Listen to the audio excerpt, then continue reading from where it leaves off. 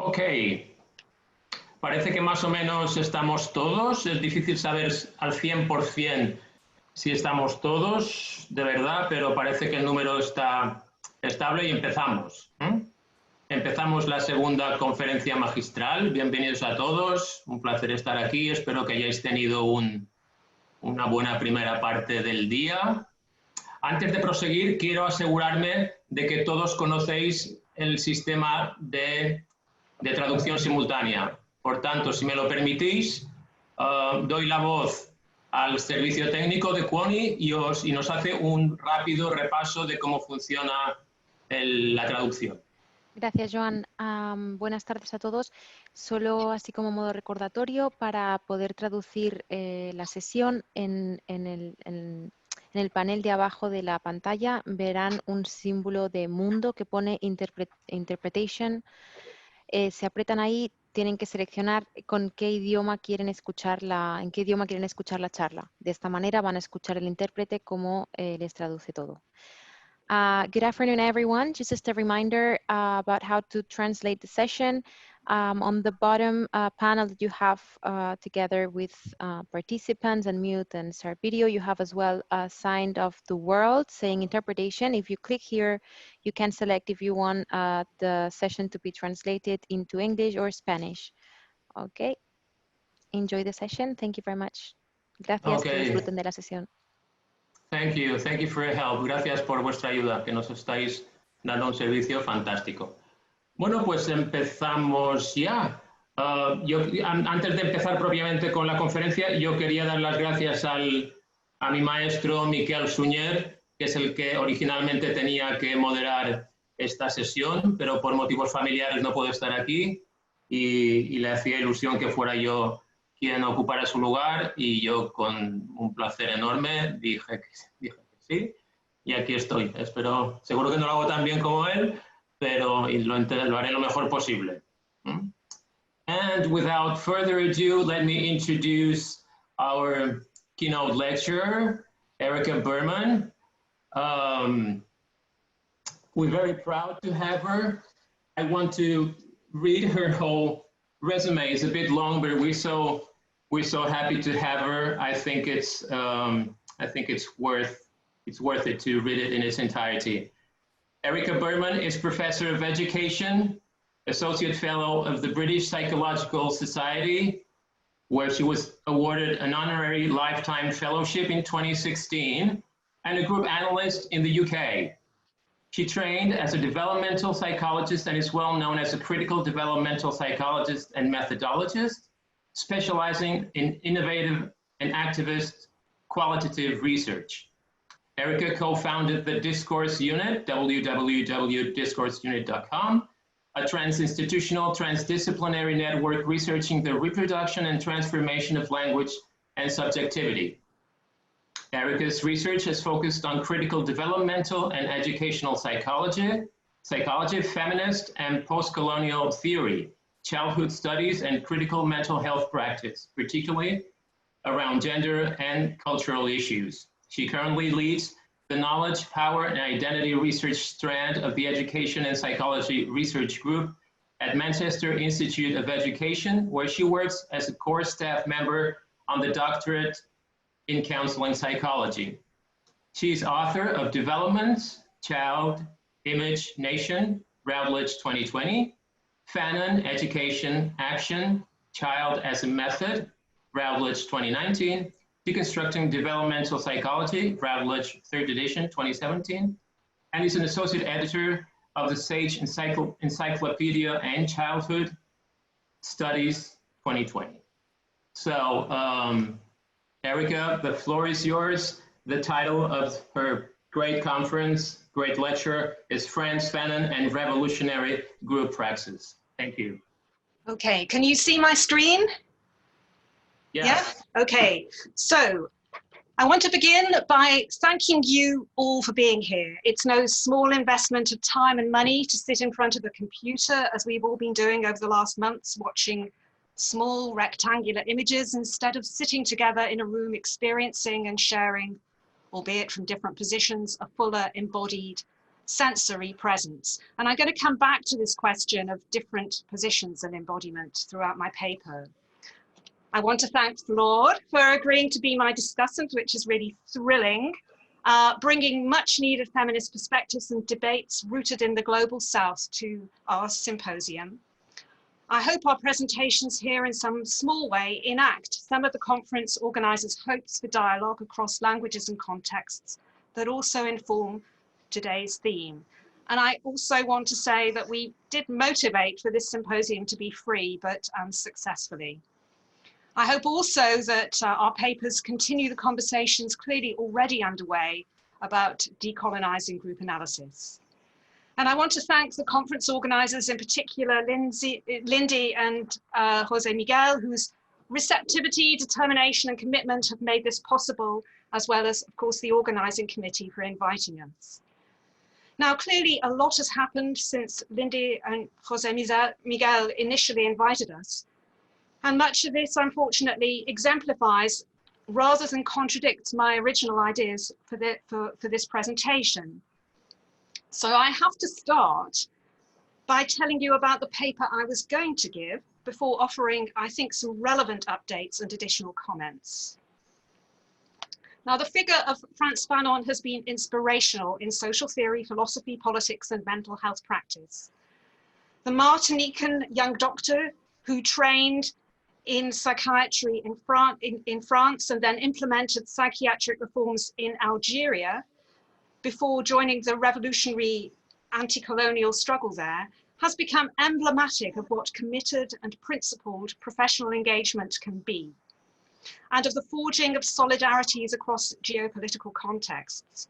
As you can see from these images, Martinique was a French département and former colony, while Algeria in Fanon's time became embroiled in a brutal anti-colonial struggle. He also worked across and between cultural and racialized divides. In both his psychiatric and political practice, Fanon worked with people from different cultural, religious, and racialized backgrounds from his own. Fanon's writings are justifiably receiving renewed attention right now in the COVID-19 world, which both reflects and intensifies racialized and class inequalities. In particular, his first book, Black Skin, White Masks, which gave voice to traumatic injuries of racism and its internal psychic impacts of depletion and self-alienation. I've been working with Fanon's texts for some time, exploring their significance for thinking about the links between psychotherapeutic and political practices and how these have to work together to create personal, interpersonal, systemic, institutional, and geopolitical change. This includes thinking about pedagogies of institutional change, as well as arriving at more adequate analyses of how ideological as well as material practices give rise to oppression, of which racism is the exemplary but not only oppression that Fanon addressed, since he was also a socialist and engaged with questions of transforming women's subordinated positions. In current political parlance, I suggest his analyses of the ways racism is enacted in classed, gendered, and sexed and heterosexed relations is intersectional, and his discussions of the traumatic impacts of being misrecognized, indeed abjected from the social order via racialization, perhaps resonate with, but go way beyond current discussions of so-called microaggressions and even perhaps the social unconscious. What I had originally planned to talk about was how Fanon provides elements of the kind of theory we need in group analysis. Let me now just sketch 4 aspects. First, a psychoaffective account, that is, a focus on emotions, the body and embodiment as framing feelings and power relations, which convey enduring historical and biographical resonances. In this sense, Fanon was absolutely psychoanalytic in his therapeutic work, which also entered his political analyses. In the context of racism and racialization, this attests to how collective historical political events such as slavery, expropriation, and other forms of colonial violence become mobilized within current, apparently less oppressive encounters, as he vividly depicts in his response to the white boy child who names him as black, literally blackens him, since Fanon says he had not been aware of this uniform, his black skin, before. It is the child's fear and rejection that install the racialized identification precisely by igniting the panoply of racist historical associations that link to current colonial oppressions. Second, if Fanon was psychoanalytic in his model of psychic subject formation, that is, of subjectification, he was also very critical of the individualizing and asocial versions of prevailing psychoanalytic as well as psychiatric models. He posited the notion of sociogeny to counter impoverished ontogenetic accounts informing mainstream psychology and psychiatry that abstract the subject from material social contexts. In this sense, then, I would suggest his analysis is very aligned with Fuchs's and group analytic claims, in particular those that prioritize introjection over projection, that is, that understand how outside conditions structure forms of psychic structure and reaction, even as events also, of course, are responded to and mediated by that structure, so as to highlight the limits of crude social determinism. Third, what follows from this is that Fanon, as someone who also borrowed extensively from phenomenology, took experience seriously, but he also took the material conditions of psychic life seriously. Hence, he wrote in his first book, Black Skin, White Masks, of discovering that he was Black and the meanings of being a Black man in France.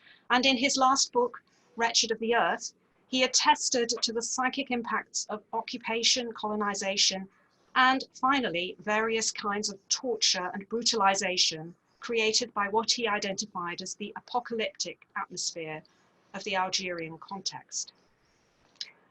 Fourth, what follows from this is that he was unapologetically politically engaged, both professionally and personally.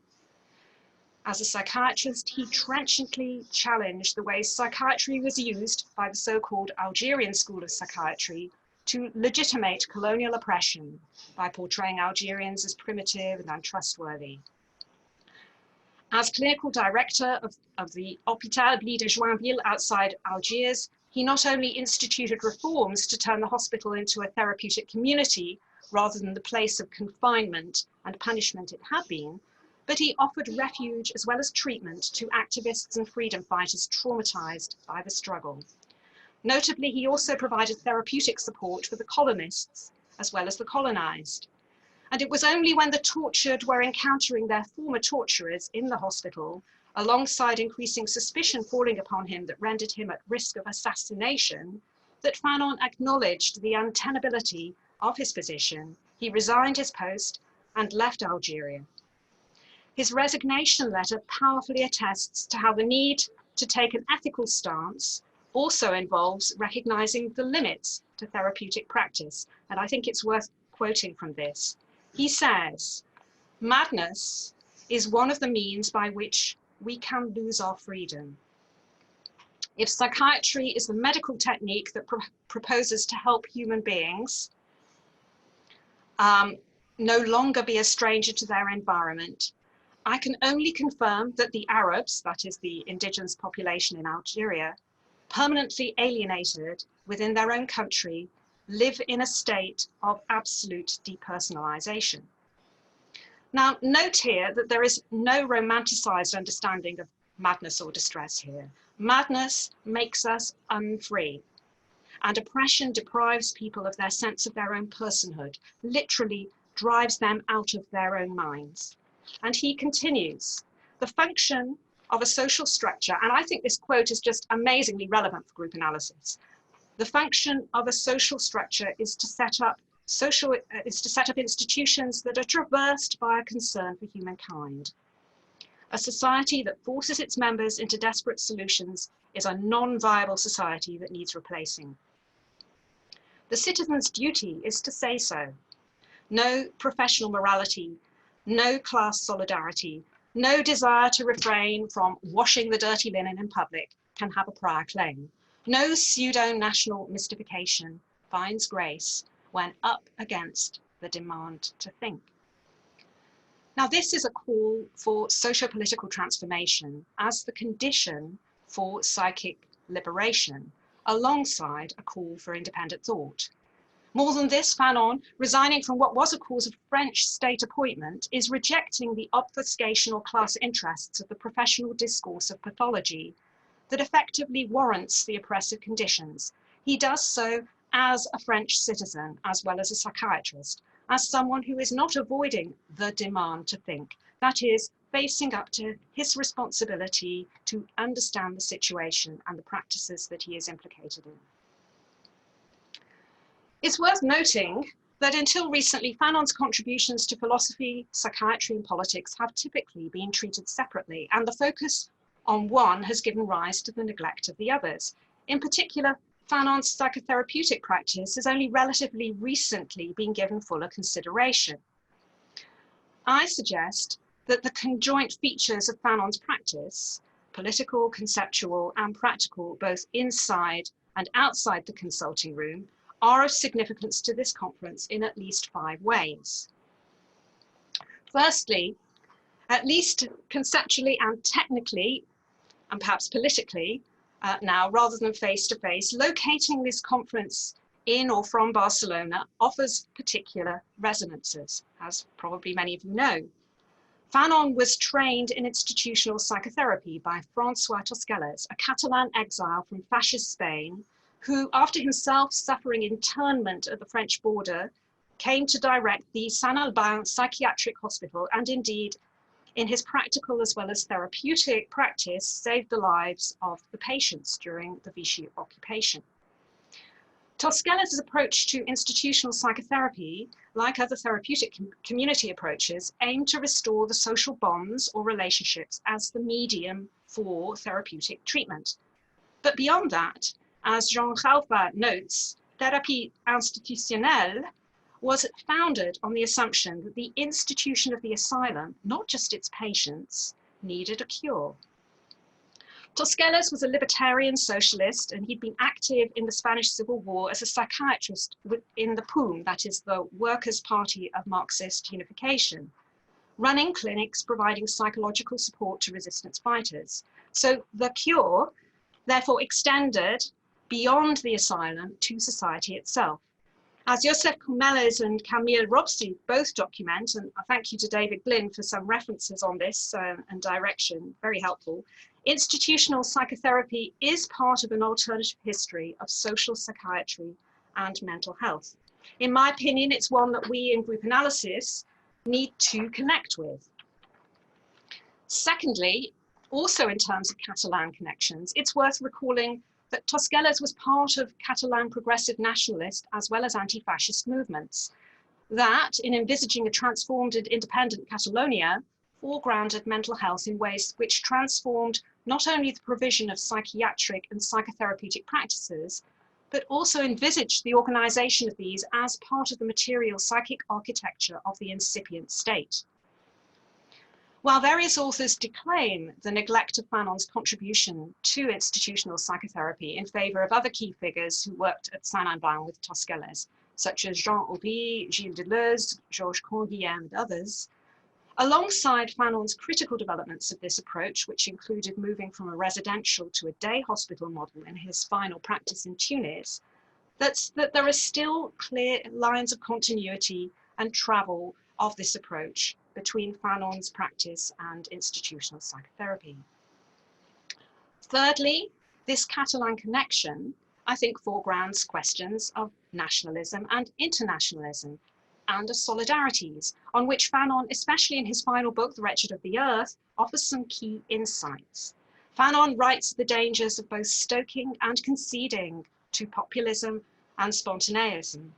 He also wrote, I think presciently, of the risks of class elites feathering their own nests at the expense of the masses, such that decolonization could merely substitute a new so-called native class of rulers.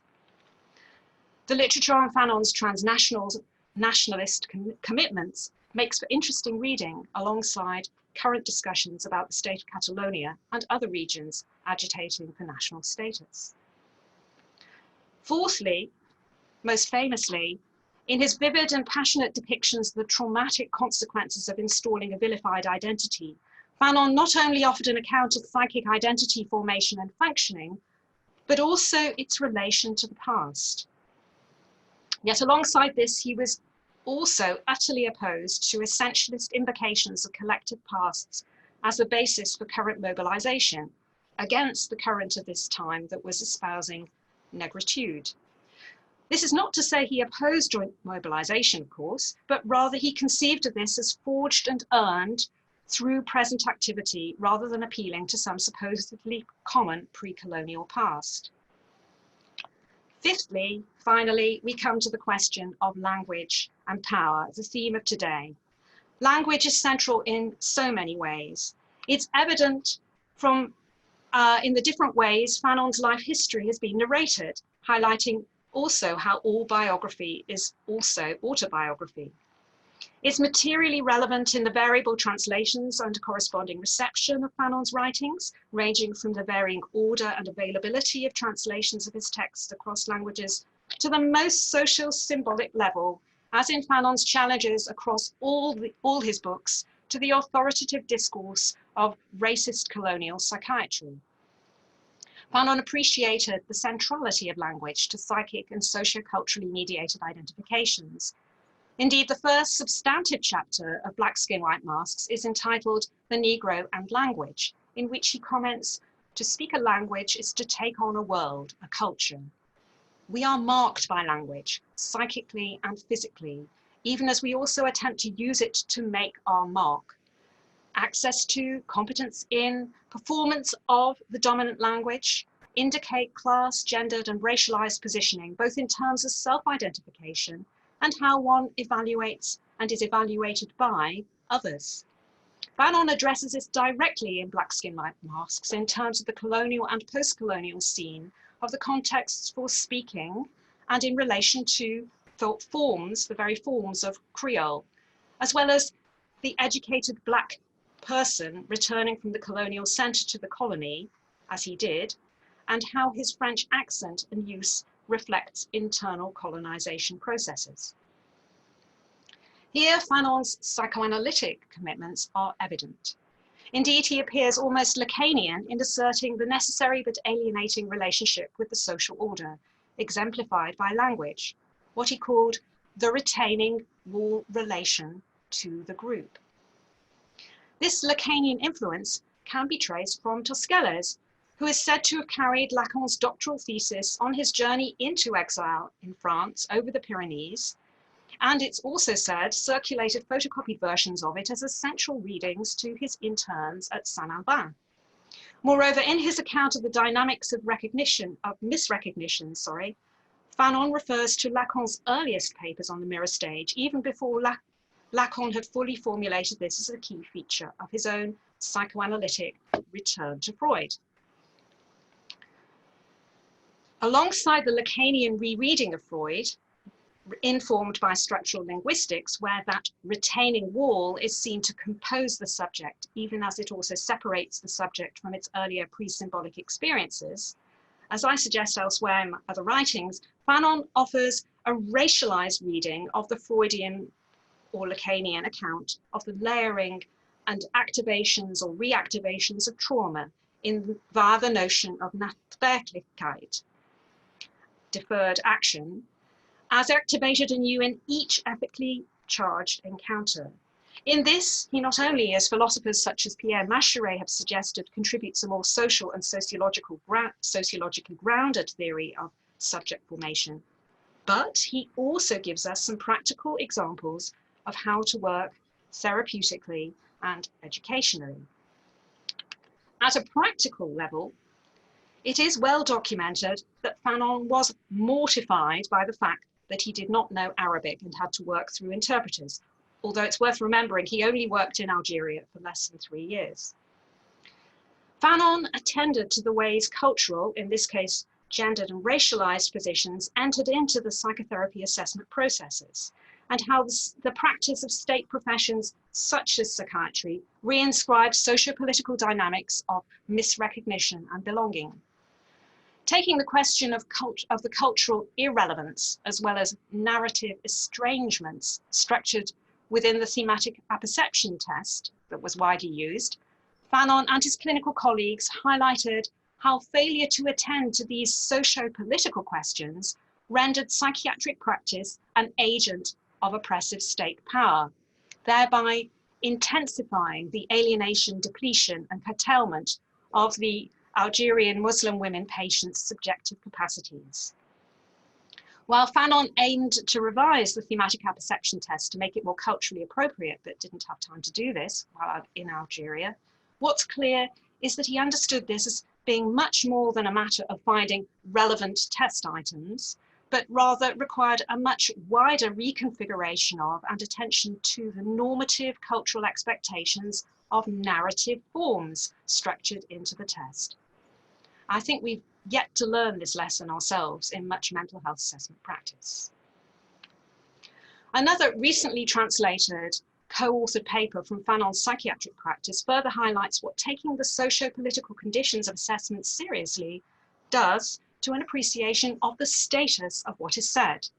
Fanon and Lacaton discuss a medico-legal examination they were asked to perform for the French Algerian authorities. Instead of diagnosing the Algerian men who recanted their crimes as being incompetent or unreliable, instead they recognized this instability of their accounts as arising from an indifference or hostility to the French state, recognition of the French state in a court of law would be tantamount to acknowledging and submitting to the very social contract that suppressed and oppressed them, and indeed, as such, would be potentially more psychically damaging than even the worst legal outcome. And again, in my opinion, I think there are huge lessons to learn from this insight. In such ways, Fanon attended to the ways the structural, the material, and the socio-political enter into the interpersonal and the relational, as well as the institutional. For group analysis, like psychoanalysis, language is the medium and the vehicle of analysis, both exchange and translation, but also its link between then and now, past and present, such that the corrective emotional experience and ego training in action aspects of group analysis that can engender discomfort in their potentially adaptationist features, these can, however, also be read as offering an attentiveness to the transformative possibilities of the present moment. Mobilizing a slightly different but equally current therapeutic discussion, we might see this situated attentiveness as offering a queering of sedimented identities and patterns of thought. This queering and querying is what also potentiates, in Fanonian terms, becoming actional or agentic politically and personally. Well, albeit schematically, that was the paper that I was going to present to you. But we are not in Barcelona, and the pandemic has changed all our lives and ended many over the past months. In some ways, it's brought unique possible moments of collectivity and cooperation. In others, we see how power blocks these as contrary to the interests of what has been called neoliberal racial capital. The glimmers of unity have passed all too quickly into reflecting and intensifying existing inequalities. Quite why Black, Asian, and minority ethnic people in rich European countries are disproportionately suffering from COVID-19 requires an intersectional analysis that addresses not only who is living in the poorest conditions with the greatest risks to health, but also who is doing the kinds of work that exposes them to greater risks of infection, that is health, social care, and delivery work. So-called essential but low-paid and insecure services that remain functioning amid lockdown, that make the question of staying home and keeping safe a discretionary performance of privilege.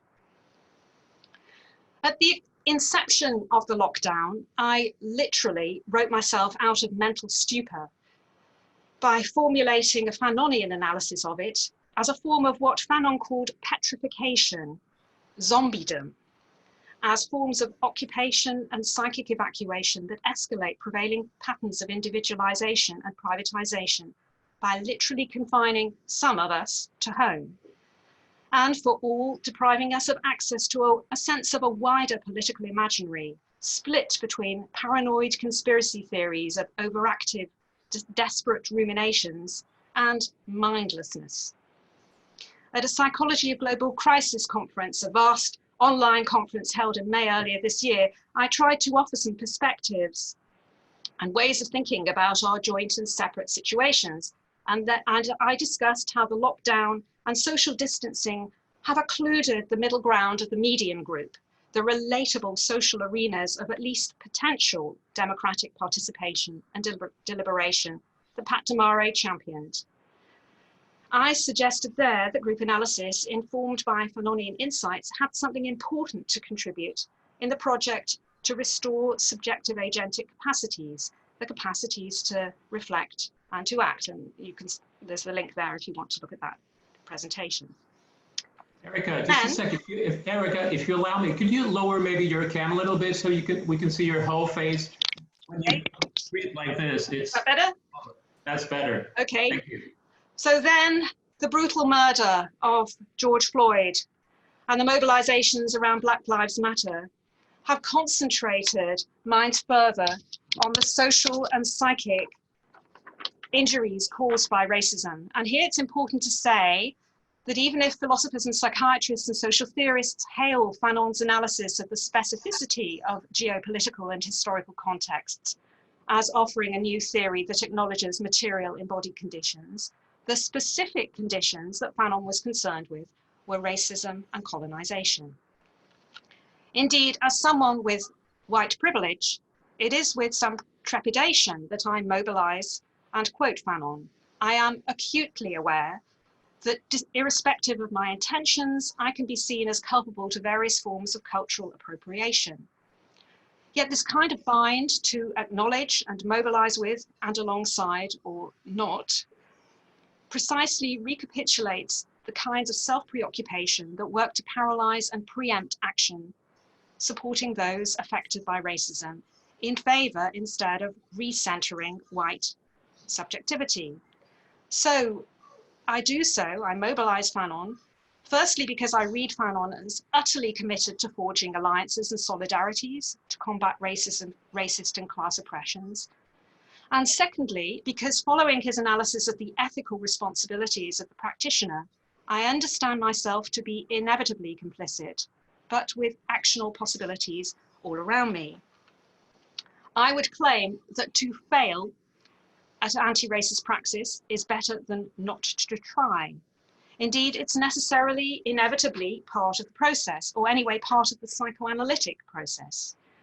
Fanon writes of failure as a curb to omnipotence and narcissism, the narcissism that he indicated underlay black-white dynamics, in fact. He wrote, "I grasp my narcissism with both hands, and I turn my back on the degradation of those who would make man a mere mechanism. I am willing to work on the psychoanalytic level, in other words, the level of the failures." In this elaboration, of the failures in the sense in which one speaks of engine failures. In this elaboration of the methodology of failure, then Fanon was not only critiquing psychology and psychiatry, but he was also highlighting how psychiatry's grandiose methodological commitments constructed those disciplines, a critique I think that resonates well with current feminist and queer commentaries. We face a unique moment of global sensitivity and awareness of racism and its psychic injuries, political affects and effects, and its cultural historical origins. Fanon was a revolutionary psychiatry involved with radical mental health reform, even when he had thrown in his lot with the Front Libération Nationale, the FLN, and had left Algeria for Tunis. Alongside being a political spokesman for the FLN, he not only set up a day hospital, but also a course on the sociology of mental health and illness at Tunis University. He was conceptualizing and reflecting upon the dilemmas of decolonization as the events were unrolling. He assembled the intellectual resources he could to do the job, which were really quite a heterodox mix of Marxism, psychoanalysis of various kinds, ranging from Lacan to Jung, although being critical of both, and phenomenology. His passionate writing and principled actions have been truly inspirational and are acquiring new readings now. from the politics and economics of post-development to the ecological ravages of the Anthropocene. So, what relevance is all this to group analysis? In sum, I think there are three key features. Firstly, Fanon provided a language for, or rather enacted, a narrative of the trauma of racialization, its ruminations, fixations, and agonized abjections that communicates something vital about what racism does. Second is Fanon's pedagogy of failure, of refusing mastery in dominant narratives of progress. This can be seen in his political writings, but also in what can be discerned of his therapeutic practice. Third is Fanon's links with and development of institutional psychotherapy, and its central insight that the institution has to be treated and cured in order to cure the patient. The institution here, of course, is not only the psychiatric hospital, but also the colonial capitalist state and its heteropatriarchal transnational apparatus. This invites the question, what might it mean to decolonize group analysis, or GASi?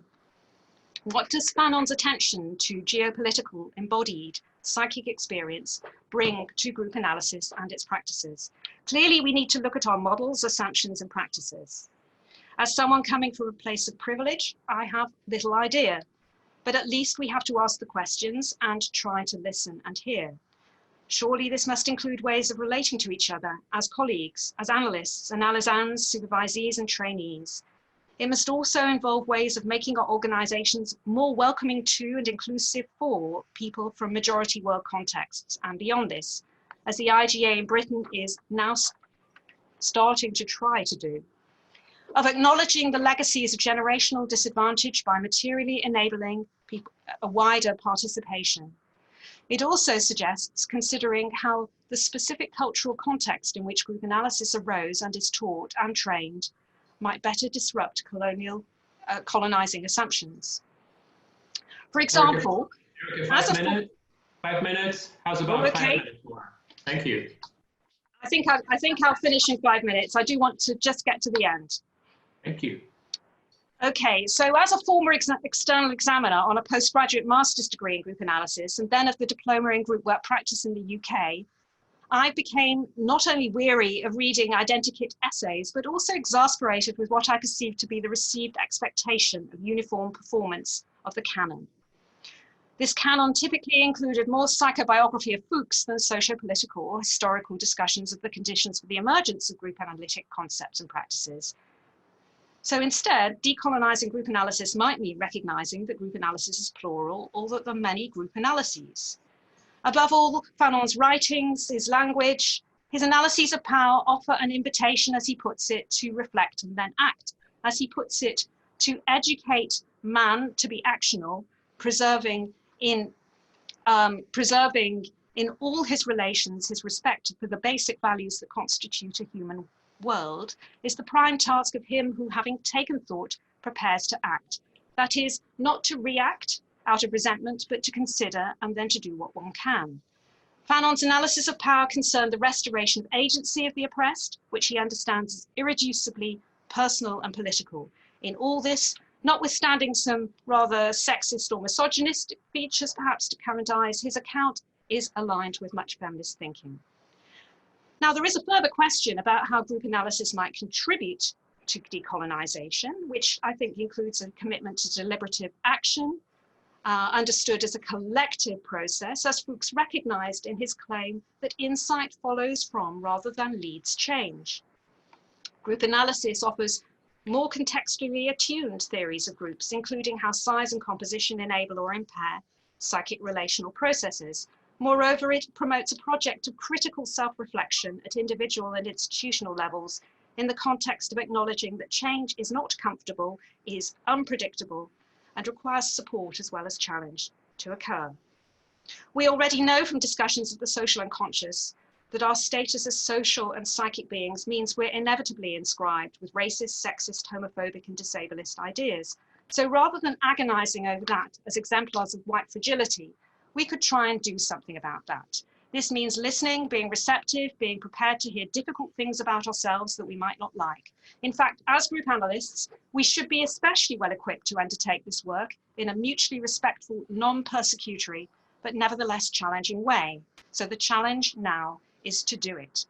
So if I started in an attitude of mourning, even melancholia, for what could have been but has not been possible at this symposium, since we're not in Barcelona, or I'm not, I am now with a renewed sense of possibility. And in my final words, I just want to finish taking Fanon's commitments to a specificity of positioning more personally and of course institutionally, thinking about group analysis and its own racialized cultural history.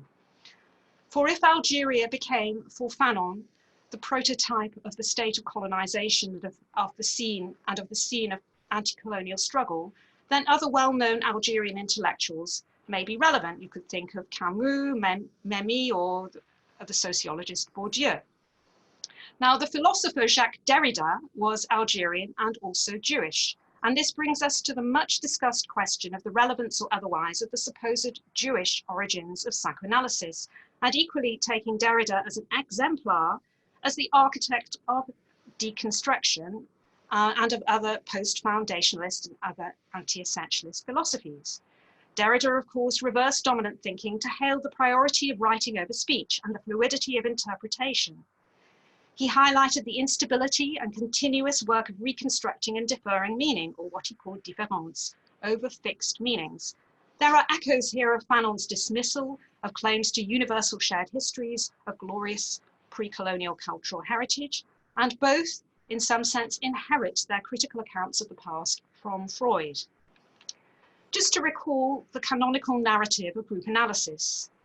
This concerned Fuchs and his allies and colleagues as refugees, as exiles, exemplifying the outsider status of the Jew. That outsider status so often discussed as central to the critical, radical, or even revolutionary insights and imagination that gave rise to psychoanalysis, among other modern Enlightenment projects. Now, I must admit that this was a significant feature that brought me to psychoanalysis and group analysis, a Jewish heritage of sorts that resonated with my own commitments and history, including of Ostjuden Ashkenazi peasantry, one that helped me to feel safe enough to tolerate the discomforts and destabilizations of training, a Jewish heritage that I traced in group analysis through the evident Marxist and feminist commitments of several senior group analysts.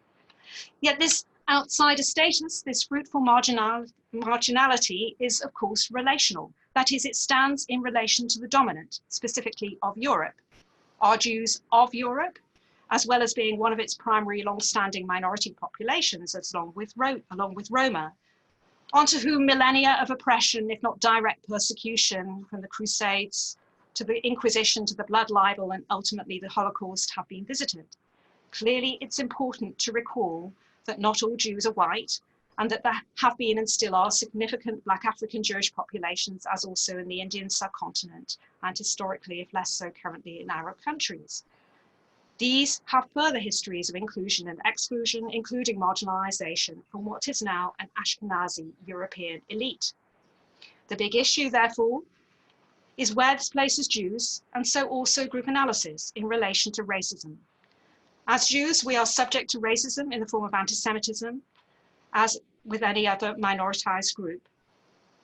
And as recent history shows, we are quite as capable of visiting racialized oppression on others, minority or majority, when in positions of sufficient power. The project to decolonize group analysis is therefore complex, requiring critical and attentive scrutiny of explicit and implicit forms of knowledge, the hidden as well as the overt curriculum, the unspoken, assumed, socially unconscious norms of group analytic culture. Now, in a classic wide-ranging 1983 paper, the critical theorist Susan Handelman explores the radical heretic hermeneutic of deconstruction as originating in Ashkenazi rabbinical practices of debate. She links Derrida, who sometimes playfully calls himself Reb Derrida, Reb Derrisa, the Algerian Jew, to such currents as enabling his formulations and as championing a Jewish interpretive tradition over a Hellenic Christian one. She quotes him reflecting on his own status, questioning whether it is as Jew/Greek or Greek/Jew. But beyond a question of priority in true deconstructive spirit, the primary opposition demands problematization. For in this orientation of the Jew to the West or Europe, where is, as Stuart Hall puts it, the rest?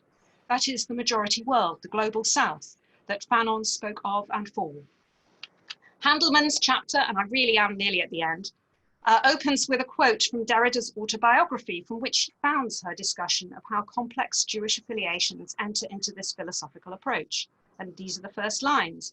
In Algeria, in the middle of a mosque that the colonists had changed into a synagogue, the Torah, once out from derrière le rideau, from behind the curtains, is carried about in the arms of a man or child. Children who have watched the pomp of this celebration, especially those who are able to give a hand, perhaps dream of it long after, of arranging there all the bits of their life. While she implicitly acknowledges the patriarchal exclusion of women and girls from the Jewish ritual, in terms of especially those who are able to give a hand, since in Orthodox Jewish practice, girls and women are not so enabled, yet the mosque that the colonists had changed into a synagogue, astonishingly, remains without comment. Okay, so Derrida's piece appeared in 1974, and I'm sure that Gayatri Spivak, who was his translator for its 1977 outing, would have much to say about this as a post-colonial critic herself. Handelman's chapter dates from 1983, so the period of classic group analytic texts. But forgive me if I labour this point, does not the changing of a mosque into a synagogue position Jews as benefiting from colonialism and as implicated in it? So those of us who have the privilege of having watched the pomp of this celebration to perhaps dream of it long after, of arranging there all the bits of their life, as we might through a psychoanalysis or a group analysis, we face the challenge of exploring how such arrangements are configured around the exclusions and marginalizations of other non-Christian traditions and religions. 1 minute, Erica. Yeah? Yes, 1 minute. Last paragraph. In critical theory, Derrida is regarded as the inheritor of Freud in his affirmation of displacement, the decentering of the subject. As a critic of modern European Enlightenment thinking, he challenged its central assumptions. Indeed, he is perhaps the theorist par excellence of language and power. Yet even his own method, as Handelman points out, is one of showing how key intellectual figures are precisely subject to the criticisms they make of others. So it seems that Derrida too, and perhaps also his core commentators, are subject to this charge of insufficient attention to the forms of otherness inscribed within the subject. Drawing inspiration from Fanon opens up the question of the significance of the cultural, religious, racialized status of that other, even as Fanon also admits the fruitful possibilities of failure. If Fanon was the champion of the hesitation of uncertain and minor trajectories, if Derrida was the champion of the hesitation of uncertain and minor trajectories, Fanon espoused the position of the embodied questioner. Black Skin, White Masks ends with the words, which I will also end with, that were also subsequently inscribed on his gravestone. "Oh, my body, make of me always a man who questions." Thank you.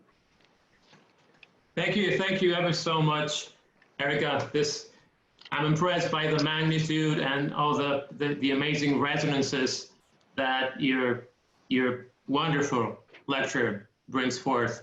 But we must move on to your respondent, Flor María de Gamboa Solís. Estoy muy contento de tenerte aquí también, es todo un placer. Hoy tenemos 15 minutos más que ayer, pero la magistral conferencia ha sido larguita. Espero, Flor, que te ajustes al tiempo, a ver si tenemos un poquito de tiempo para discusión. Si no, ya sabéis todos que después tenemos el grupo grande donde podemos compartir todo lo que nos ha inspirado la conferencia de Erica y seguro que la tuya. Te presento muy rápidamente. Flor es psicoanalista y feminista, doctora en estudios de género por la Universidad de Sussex, Reino Unido, profesora investigadora de la Facultad de Psicología de la Universidad Michoacana de San Nicolás de Hidalgo, Morelia, Michoacán, México, desde 2001, fundadora y actualmente coordinadora de la Red de Enlaces Académicos de Género de la Universidad Michoacana de San Nicolás de Hidalgo, coordinadora de la maestría en estudios psicoanalíticos de la misma universidad. Ejerce la práctica clínica psicoanalítica desde hace más de 20 años. Muchas gracias por estar aquí, Flor. El título de tu presentación, de tu respuesta, es De la reflexión a la inspiración, el pensamiento decolonizador de Fanon para un análisis de grupo entre mujeres latinoamericanas. Gracias. Bien, pues buenos días desde México o quienes estén de este lado de los usos horarios. Buenas tardes allá. Bueno, ante todo quiero dar las gracias a Erika por haberme invitado a participar en este seminario como comentarista de su conferencia.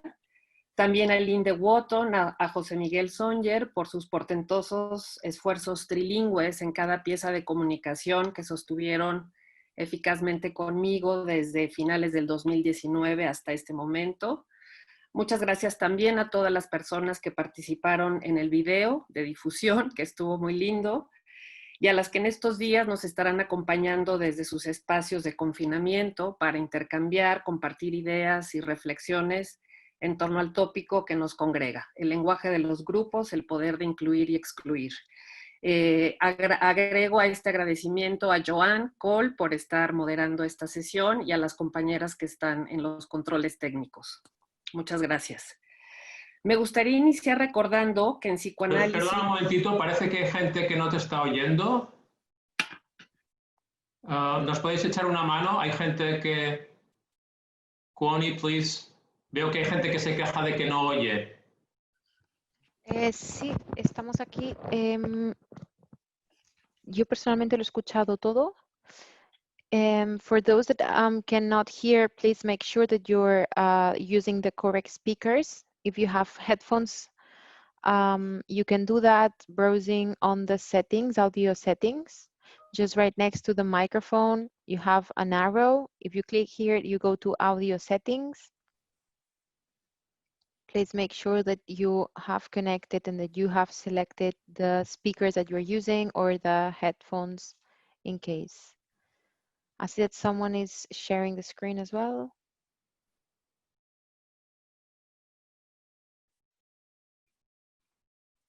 Ok, ¿podemos seguir? De acuerdo. Bueno, me gustaría iniciar recordando que en psicoanálisis el comentario de un texto es una disciplina... Perdona, algo pasa, no te oyen, no sé por qué. ¿Podemos dar voz a alguien? I think if I'm right, it's because the, yeah, they're all muted, but is it right that if you're listening to the translation, the translation, we can still hear both languages equally, and it's difficult to focus on the translation. Yeah? Can you do something about that, Andrea and Paula? Yes, I'm here. I do not understand what's the problem, sorry, with the interpretation. It's that in the previous places where we had interpretation, the language, the interpreter was louder than the speaker, whereas now the two are sort of in conflict with each other at equal volume. That's right, isn't it? Yeah. Parece que es un tema de volumen, del volumen de la traducción. Sí, un momento, vamos a contactar al traductor que también se encuentra aquí dentro en la sesión. Was that the case for my keynote as well, for my talk? Not apparently. No. All right. So something's changed. We are now contacting the ones that are here inside the session. The translator is okay, because it's more on their side than on ours, so they might help us out.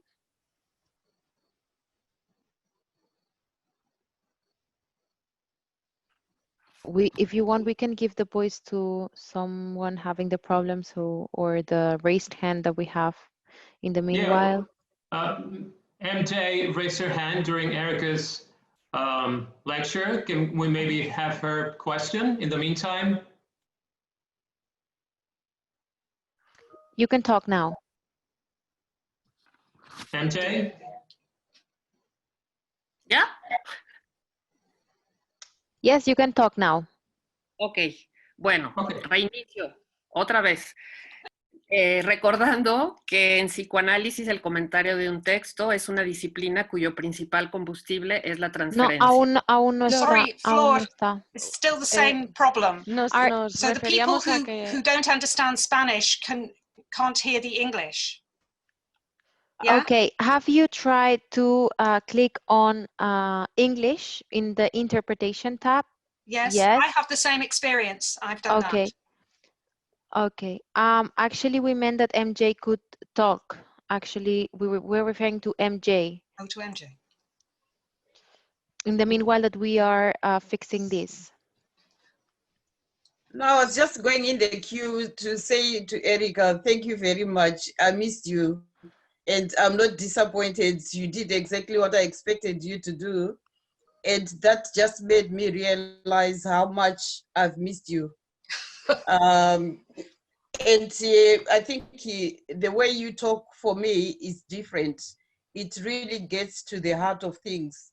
And I found myself being totally moved, and I know that I'm at a different platform with you, but at the same time connected. Then the other thing I thought about was that people who are not English speaking, how are they going to hear Erica? Because it really spoke to a Black person. And I'm aware that some people from South Africa and Rwanda, especially Rwanda, where they speak French, they really could do with a translation of Erica's paper. Thank you, MJ. I hope we can carry on that conversation, but aren't we waiting? Isn't Flor doing her? Or are we waiting for the interpretation? Yes, because the thing is that the interpretation needs to fix this on their side. So we are contacting them now. Okay. So for them to connect and fix this. Well, so are we going to have a waiting. longer time for Flor to be able to give her presentation? Because I've had a prior look and it's wonderful. Okay. Intentaremos dar a Flor todo el tiempo que necesite para completar, como mínimo para completar su presentación. Sí, Okay. nos han pedido que demos la Okay. palabra. So I'm very happy if we have some time to discuss and Catherine while we're Hayes, waiting. raise her hand Hola, also. soy el técnico de traducción. Okay. Hola, mira, a ver, buenas tardes. Vamos a hacer, en el apartado de la traducción, ¿vale? Hay una opción que pone apagado, entonces se escucha el idioma original, que si la señora Flor habla en español, pues se oirá siempre en español, los que quieran oír en español. Y luego está, si oyen los dos idiomas muy parecidos, está el silenciar el audio original. Okay. Ok, entonces solo oirían el idioma de traducción. ¿Podemos hacer una prueba? A ver si lo oyen ahora. ¿Puedes decirlo en inglés? Que son los ingleses los que ¿Puedes no, traducirlo, los que tienen el Isidro? problema? Sí. Mute the original audio. So, Ok, a ver, lo traducirán en inglés. A ver, en el apartado de la traducción, in the interpretation button that you can find on the lower ok, bar, hay un apartado que pone apagado. Off. there's a somewhere off. that you can click on off, okay, Or silenciar el audio original. or you can mute original audio, right? You have an option to do that. On below English, Spanish, and mute original audio. No? Uh, Jude, do you want to say something? Can you say? Yes, if I could, I would. You could Flor? now. We all hear Okay. you. What Flor, I'm saying is I have the original audio turned off and I still can't hear the translation. I did couldn't you hear the click translation. later on English? Yes, I have. Yes, Okay. I can hear it now. Now, well, Lo intentamos ahora. ¿Funciona perfect. I bien, think Flor? now it's fixed. ¿puede Super. hablar, Flor? Sí, adelante. Creo que ya está Me arreglado. gustaría, a Habla, ver, Isidro, lo tú intento. interpreta, Isidro, por favor. Vale. Me Flor. gustaría iniciar recordando que en psicoanálisis el comentario de un texto es una disciplina cuyo principal No combustible es la funciona, transferencia. no funciona. No. It's not working.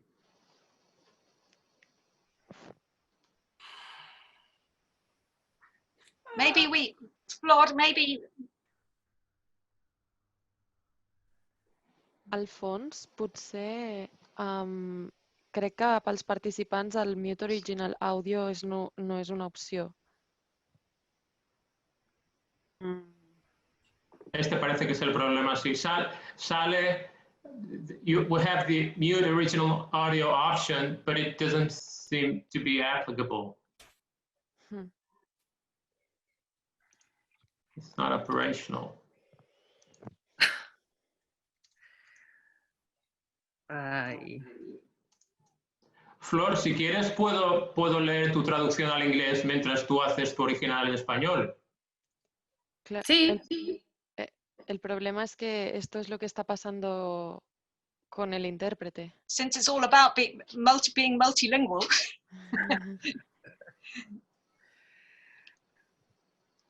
Yeah, you could do it just one and the other. Entonces, si queréis proceder así mientras solucionamos el problema y así que esté solucionado. Are we going to get a resolution, do you think, or shall we? Flor could read it in Spanish and then English. Yeah. We can start doing that, and meanwhile we solve the problem. We will let you know when it's. Well, because I could go paragraph by paragraph, Spanish and English, but I think that would be very tiring.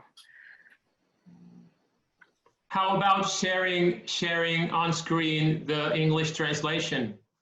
Can you do that?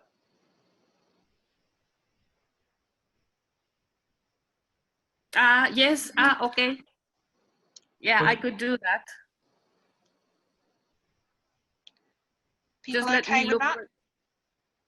Yes, I can do that. Let me just look for the paper, for the file.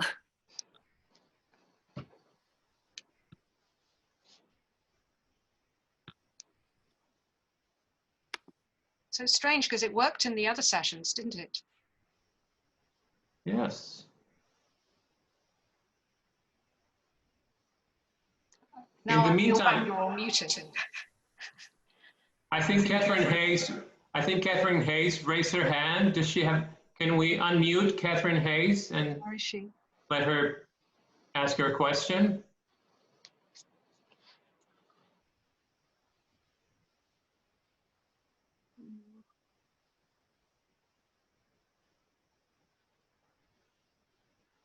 Where is Catherine Hayes? Sí, ¿ahora estáis escuchando? Sí. Hola, ¿estáis escuchando la traducción? ¿Me podéis confirmar? A ver, ¿puede hablar la Flora y podemos traducir? Hacemos una prueba, por favor. Laura, could you try to speak up and for the everyone who is hearing the English version of it, can we try that it works properly? Me gustaría iniciar recordando que en psicoanálisis el comentario de un texto No, es estás en el canal inglés. Cambia, estás en el canal equivocado. A ver, habla. Hey. Habla. Ok, el comentario es un ejercicio de elaboración. I think now it's working. Yes, perfect. Yes, okay. Yes. Okay, Flora, Okay. sorry. It's working. Everyone for Okay. the issue. Yes, Sí, Flora Alfonso. puede hablar. Es que necesito que hablen 30 segundos seguidos para que la gente diga ok. Me gustaría iniciar recordando que en psicoanálisis el comentario de un texto es una disciplina cuyo principal combustible es la Vale, pues ya está. transferencia. Gracias, señora Flora. Puede empezar. Gracias. Sí. Hacer responder al texto las preguntas que él nos plantea a nosotras, como dice Rubén López. Es un método de investigación que Lacan transmitió como comentario de texto y que implica ir más allá de una información global de lo que dice el texto y expresar una opinión del mismo. El más allá se sitúa en el más acá de un trabajo que se propone obtener un producto que es producción de algo nuevo, un aporte, algo que viene a decirse a partir de un decir previo en un contexto determinado, dado que el contexto es un aspecto fundamental en la elaboración del comentario y participa del mismo. Adicionalmente, el comentario es un ejercicio de interpretación que no puede estar al margen de las preocupaciones clínicas de quien lo emite. No puede dejar de fundarse en ellas porque la clínica es el fundamento de la práctica política del psicoanálisis, cuya puesta en la dirección de la cura es la emergencia de una verdad que libere al sujeto del inconsciente. Dividiré mi comentario en dos partes. La primera comprende una reflexión en torno al hecho de la traducción e interpretación, y bueno, la situación que estamos viviendo es una muestra de ello, porque bueno, estoy intentando hacer el comentario en español al texto de Erika. ¿Qué puede aportar a la discusión en torno al poder y el lenguaje la tarea de interpretación y traducción de un texto? Pienso que dicha aportación puede ir en dos direcciones. La primera, la disrupción del contexto político-cultural, y la segunda, la restauración de la agencia de quien comenta. Ambas direcciones circunscritas al pensamiento decolonizante de Fanon, que es el faro que guía la conferencia de Erika. Antes de desarrollarlas, bueno, quiero aclarar que no soy traductora profesional y no es de mi competencia profundizar en los problemas filosóficos que subyacen a la traducción, ni ocuparme de las diferentes teorías que lo abordan. Solamente señalar desde Gadamer que traducir no es un acto de codificación, decodificación de signos lingüísticos, sino de interpretación. Y en ese sentido es un proceso de transformación. La traducción es un ejercicio que va muy de la mano de las ideas en torno al lenguaje de Fanon y que me permiten aseverar que se puede desconcertar el contexto político-cultural de un texto al traducirlo. Para este autor, desde Burman, el lenguaje es una vía para tomar un mundo, una cultura, y resulta central en las identificaciones psíquicas y socioculturales que son siempre contingentes, históricas y finitas. Flor, Por lo tanto, Flor, perdona, si me permites un segundito, me dicen si puedes hablar. Alargaremos un poquitín la duración para que puedas acabar tu presentación sin problema. Pero me dicen si puedes hablar un poquitín más lento porque tenemos tiempo para acabar y así la traducción se entenderá un poquitín mejor también, que tiene que ir un poco rápida, me dicen. De acuerdo. Gracias. Sí.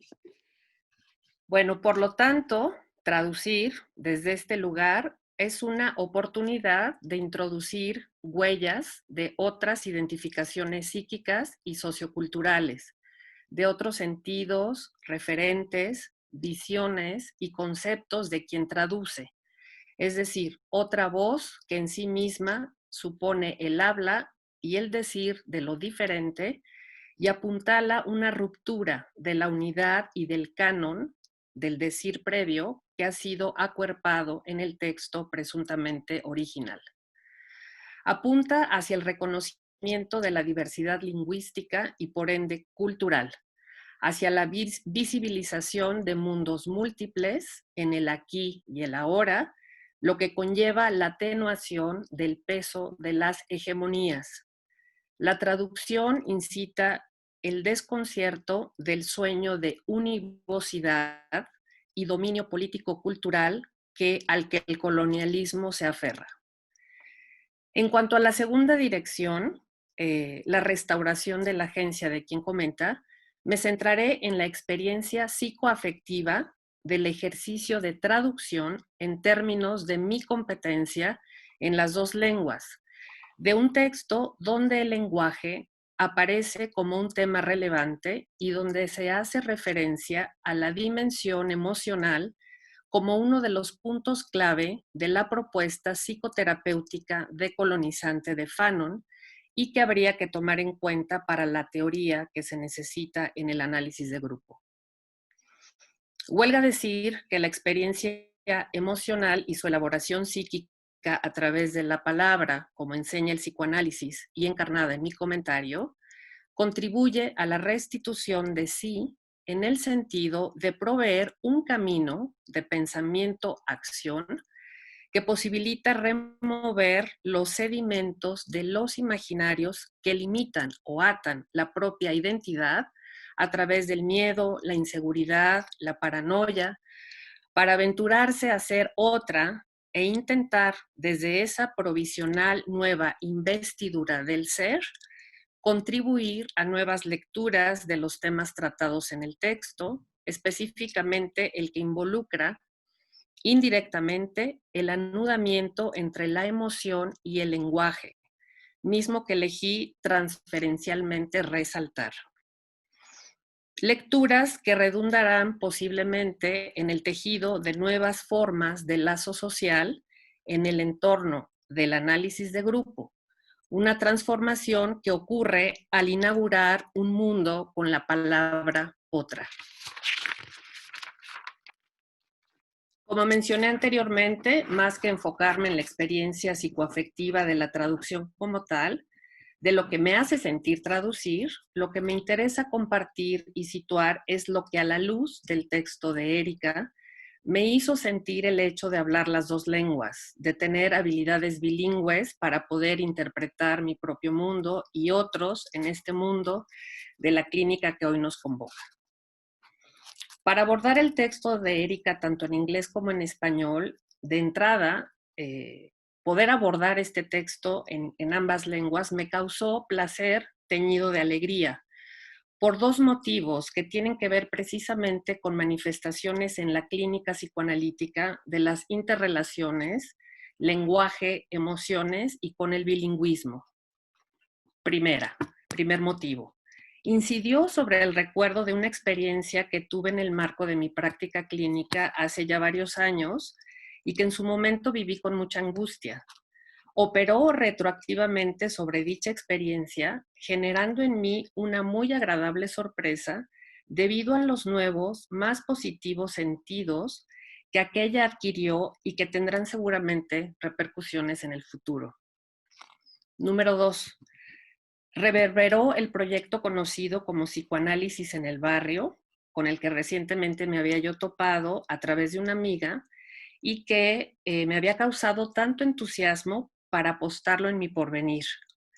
Consiste, tal vez algunas y algunos de ustedes lo saben, en un dispositivo psicoanalítico de trabajo clínico que implementan psicoanalistas migrantes de origen puertorriqueño, mexicano y cubano principalmente, en comunidades latinas de las ciudades de Filadelfia, Texas y Nueva York. Respecto al punto 1, al motivo 1, tuve la oportunidad de analizar a una mujer de origen polaco, casada con un mexicano que había decidido radicar en la ciudad de Morelia, Michoacán, donde yo vivo actualmente, y que se dedicaba a la enseñanza del inglés en una escuela primaria. El inglés era su segunda lengua después del polaco y el español la tercera, en la que ella tenía, a decir de ella misma, menos competencia comunicativa. Llegó a mi consultorio referida por una amiga quien le hizo saber que yo era bilingüe, dado que ese era el requisito que la paciente ponía para tratarse psicoterapéuticamente. Como dato de contexto, vale la pena decir que la ciudad de Morelia no es una gran metrópoli, ni se caracteriza por albergar grandes comunidades de personas extranjeras. El horizonte de psicoanalistas con práctica sí es amplio, pero hasta donde sé, ninguna trabaja bilingüemente. Y bueno, tal vez no tendría por qué si esa, tener esa opción dada la prácticamente nula demanda en ese sentido.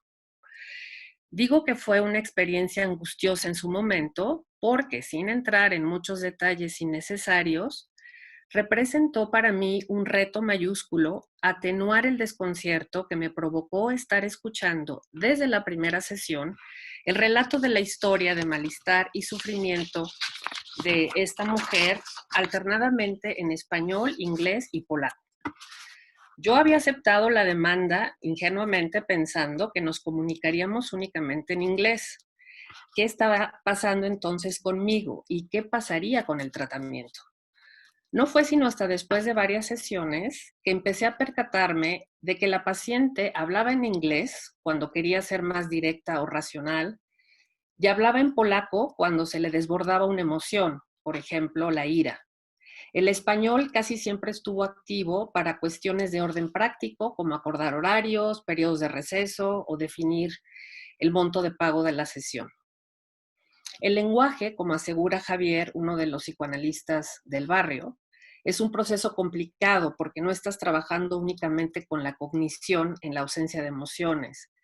Estas están interrelacionadas. Parte de la belleza, dice él, de tener diferentes maneras de organizar la propia experiencia es que los aspectos de la experiencia, sin importar qué tan fluida o fluido eres, hay experiencias que permanecen específicas a la lengua materna. Aunado a esto, la experiencia fue angustiosa porque no tuve con quién dialogarla. No podría asegurar en absoluto que el tratamiento de esta paciente haya tenido un final, digamos, feliz, pero sí que algo aconteció durante aquel que le permitió encontrar salidas menos sufrientes a los dilemas de su existencia. En su momento no tuve el tiempo ni las condiciones para reflexionar analíticamente en torno a esta experiencia y, como ya dije, ni con quién dialogarla. Hoy, gracias a lo que el texto de Erika nos propone a través del pensamiento de Fanon, me hace tener claro que fue una experiencia emancipadora, al menos para mí, en dos sentidos. Por lo que se movilizó en mí de mis propias identificaciones psíquicas con lo extranjero en mi territorio nacional, y por lo que se removió de mis propias ambigüedades del manejo del idioma inglés en los límites de la experiencia clínica. Lo que yo creía saber sobre mi competencia en el inglés era negativo, una marca de colonización que se ha transformado a favor de mi propia reivindicación como analista bilingüe, que continúa preguntándose por los efectos subjetivos de la comunicación en la clínica de las experiencias personales que han sido organizadas en al menos dos estructuras simbólicas distintas.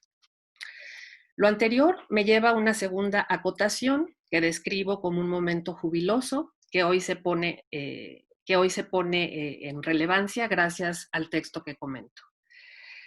La experiencia derivada del proyecto de psicoanálisis en el barrio hace eco de algunas de las ideas de Fabio Moravito, un escritor de nacionalidad italo-mexicana, cuando señala que, cito, no se llora a secas, en abstracto, sino en el seno de una lengua concreta, la lengua madre. No solamente para el dolor que produce el llanto, sino para todo el aparato emocional que configura nuestra frágil humanidad. Como lo han detectado los analistas de inmigrantes en el proyecto referido, las emociones más perturbadoras, como el miedo, la ira, se vivencian con la lengua madre, en tanto la segunda lengua funciona como una capa protectora con la que se intenta dominar la experiencia emocional.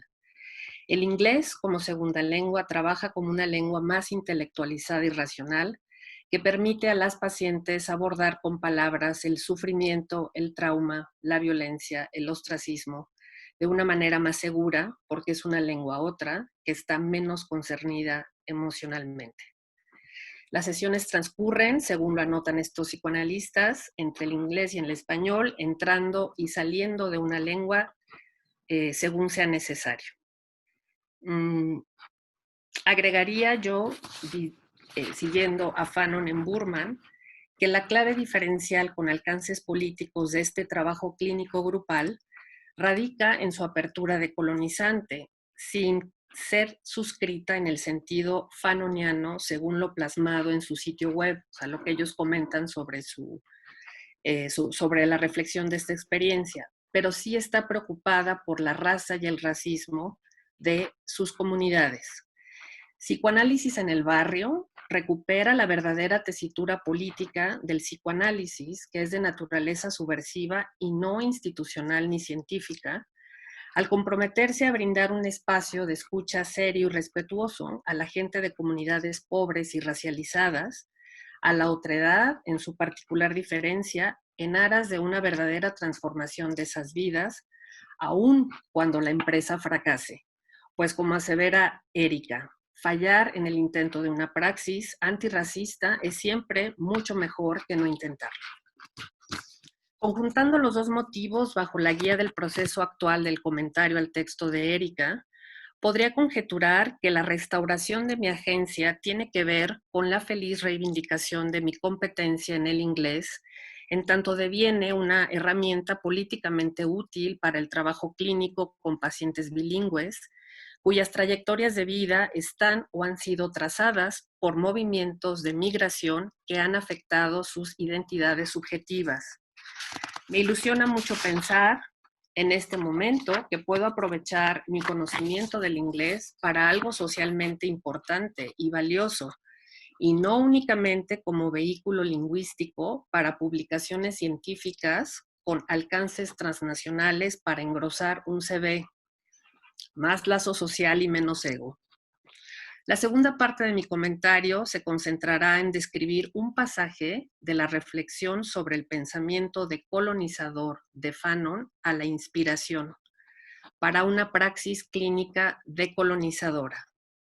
Ambas, reflexión e inspiración, asentadas en mi contexto local, tanto universitario como de ejercicio clínico, que está alentado por compromisos feministas que hoy más que nunca en Latinoamérica ameritan fortalecerse ante el aumento disparatado de la violencia contra las mujeres, adicionada de crueldad per se en estos espacios geopolíticos. La descripción del pasaje comprende 3 momentos que se apoyan en la propuesta de la estructura del tiempo lógico de Lacan. El instante de la mirada, el tiempo para comprender, el momento de concluir. Con respecto al primer momento, he observado que Fanon es un autor que no está presente en el contexto académico en el que me desenvuelvo. No sé si porque sea totalmente desconocido debido a su lejanía territorial respecto al sur, o porque se desconozcan deliberadamente sus aportaciones críticas a las instituciones psiquiátricas y psicoterapéuticas dominantes debido a eso mismo, a que son críticas que señalan y denuncian enfáticamente que lo que está enfermo son esas instituciones. Pero bueno, eso ameritaría otra investigación. Me di a la tarea de revisar los programas de las asignaturas que sostienen hoy día la licenciatura en psicología, en la que participo como docente desde hace más de casi 2 décadas. Para mi asombro, en ninguno se incluye bibliografía de Fanon, ni siquiera en los bloques que una se imaginaría pudiera estar: psicología social, psicoanálisis, clínica y salud.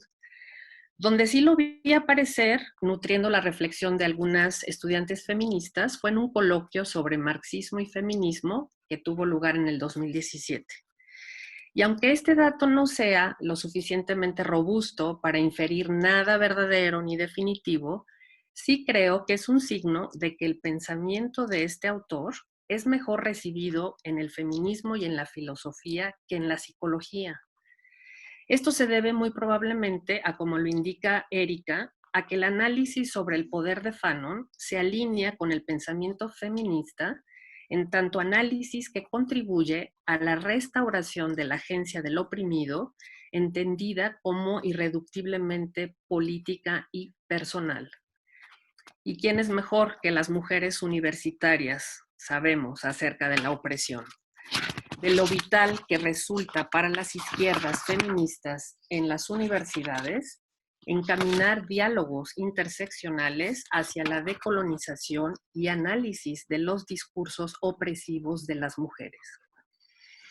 En cuanto al tiempo para comprender, segundo momento, retomaré el tercer aspecto clave que Erika suscribe hacia el final de su texto para argumentar la relevancia de la obra de Fanon para el análisis de grupo.